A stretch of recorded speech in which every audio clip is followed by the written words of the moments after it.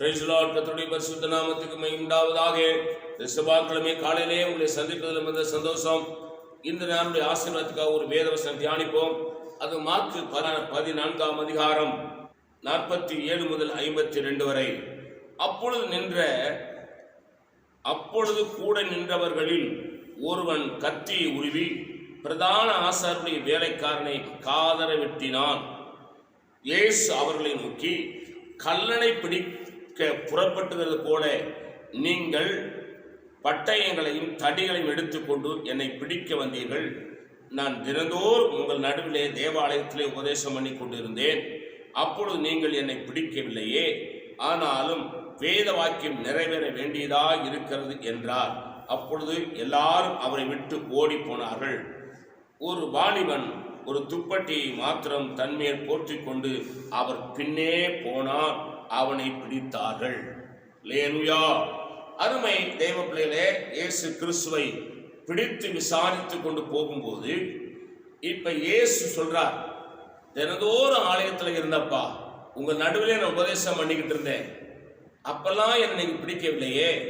கல்லனை பிடிக்கிறது போல தடிகளோடும் ஈட்டிகளோடும் கம்புகளோடும் வருகிறீர்களே என்று சொன்ன பொழுது அங்கே நின்ற கூட இருந்த சீசனில் ஒருவன் தன் பட்டயத்தை எடுத்து அதான குருசேவனுடைய ஒருவனுடைய காதை வெட்டினான். அருமை இரட்சகர் இயேசு அந்த வெட்டப்பட்ட காதை ஒட்ட வைத்தார். உடனடியாக எடுத்து ஒட்ட வைத்தார். உடனே பேதுருவை பார்த்து பட்டயத்தை உரையிலேயே போடு என்று சொன்னார். இதற்கு பிறகு சீசர்கள் இயேசுவை விட்டு ஓடி போனார்கள் என்று எழுதியிருக்கு.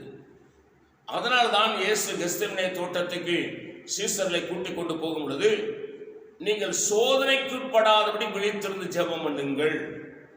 அவருக்காக இயேசு ஜெபிக்க சொல்லவில்லை. நீங்கள் சோதனைக்குட்படாதபடிக்கு, இப்படிப்பட்ட சோதனை எல்லாம் வரும், பயந்து ஓடிவிடக் கூடாது என்பதற்காக ஜெபிக்க சொன்னார். ஆனால் இவர் யாரும் ஜெபிக்கல, தூங்கிட்டாங்க. இதனால இப்ப இயேசுவை விட்டு எல்லாரும் ஓடி போனார்கள். இது ஒரு பெரிய பின்மாற்றம். பாடுகள் வரும், உபத்திரவங்கள் வரும், கஷ்டங்கள் வரும், நெருக்கங்கள் வரும், போராட்டங்கள் வரும். அதன் நடுவிலே இயேசுவுக்காக ஜீவிக்கிறது தான் கிறிஸ்தவ வாழ்க்கை. பாடுகளையும் கஷ்டங்களையும் நெருக்களையும் கண்டு ஓடி போவது கிறிஸ்தவ வாழ்க்கை அல்ல. ஆகவே நீங்கள் எவ்வளவுக்கு ஜெபிக்கிறீங்களோ அவ்வளவுக்கு நீங்கள் சோதனையிலும் தப்பித்துக் கொள்வீர்கள் என்கிற சொல்லுகிறேன். இங்கே சீசர்கள் ஓடி போனார்களாம். நீங்களும் இயேசுவை மறுதலித்து விடாதீர்கள். ஜெபிக்கல, வேதத்தை வாசிக்கல, நீங்கள் இயேசுவை மறுதலித்து பின்வாங்கி போவீர்கள். உங்களை எச்சரிக்கையாய் சொல்லுகிறேன். தினந்தோறும் உங்களுடைய ஜெப வாழ்க்கை, தனி ஜெபம், குடும்ப ஜெபத்தை மறந்து விடாதீர்கள். அது உங்களுக்கு ஆசீர்வாதமாக இருக்கும். நான் உங்களுக்கு ஆச்சரிக்கிறேன். பரிசுத்த பிதாவே, எங்களோடு இந்த காலையில் இடைப்பட்டதற்காக ஸ்தோத்திரம். கேட்ட வசனத்தின்படி எங்களை ஆசீர்வதியும். இயேசுவின் நாமத்தில் வேண்டிக் கொள்கிறோம் பிதாவே, ஆமென். God bless you. கர்த்தர் உங்களை ஆசீர்வதிப்பாராக.